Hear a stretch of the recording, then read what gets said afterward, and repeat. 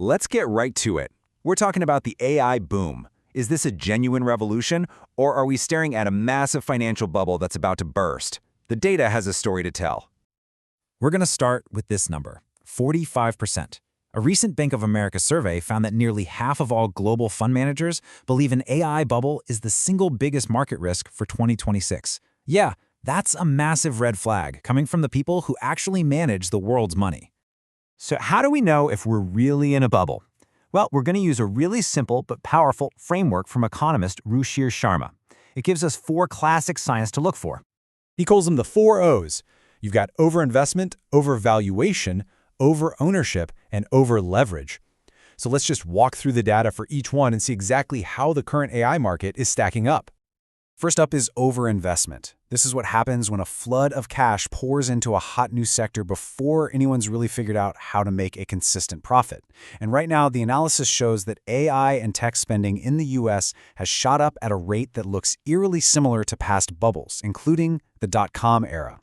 And to give you a sense of the scale here, capital spending on just AI data centers is on track to hit $1.5 trillion by 2028. And you know what? A huge chunk of that is being paid for with debt. Okay, so let's move on to the second sign, which is overvaluation. This is pretty simple. It's when stock prices completely disconnect from what a company is actually earning. One of the best ways to measure this is the Buffett indicator. It compares the total value of the stock market to the country's GDP. Right now, it's sitting at over 200%. And just to be crystal clear, levels this high have historically come right before major market corrections. The third warning sign is over-ownership. You know, when it feels like literally everyone you know is piling into the exact same stocks. Sound familiar? US tech megacaps are now officially called the most crowded trade in the entire world. And this isn't just some Wall Street thing. Everyday investors now have more of their wealth tied up in stocks than ever before, and a huge slice of that is directly in AI-related companies. The exposure here is incredibly widespread. And that brings us to the final sign, overleverage. This is when debt is used to pour gasoline on the fire. For years, big tech companies were famous for sitting on mountains of cash. Now, they're the ones issuing massive amounts of debt to fund this AI arms race. That is a classic late-cycle bubble signal.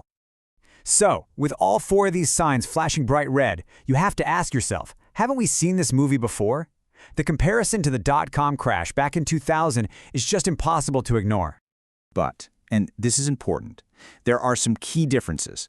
Back then, the bubble was all about thousands of tiny IPOs and regular people taking on debt. Today, the risk is much more concentrated. It's in a smaller number of huge private unicorns and in the corporate debt held by big tech itself. This means the fallout could look very, very different. And look, don't just take my word for it. This is Sundar Pichai, the CEO of Alphabet, Google's parent company. When one of the biggest players in the entire game says that no one is immune, you really should pay attention. So, if we accept that this bubble is real, the next question is obvious.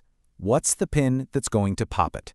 Well, according to most market analyses, there's one primary suspect. What is the one thing that, time and time again throughout history, has put an end to these kinds of speculative manias? It's rising interest rates. It's that simple. When the cost of borrowing money goes up, it just crushes the valuations of these high-growth speculative companies. All of a sudden, pouring billions into unprofitable ventures doesn't seem so smart, and that can trigger a massive sell-off. Okay, so with this massive risk on the horizon, the most important question is, what do you do? How do you protect your money? Let's take a look at what the historical data suggests. See, when a speculative frenzy ends, the money doesn't just vanish, it moves. And analysis shows that capital tends to flow away from all the hype and straight towards what are known as quality stocks. So what does that actually mean? Well, quality stocks are companies with proven track records. We're talking high returns, very little debt, and, this is the most important part, consistent, reliable earnings. These are the kinds of companies that might seem boring during a frenzy, but they're the ones that hold their value way better when things get rough. So here's the bottom line, the single direct takeaway from all this data. Whether this AI bubble pops in 2026 or just keeps getting bigger, the smartest move you can make is to focus on fundamentals. Look past the hype and prioritize real, proven, and consistent value.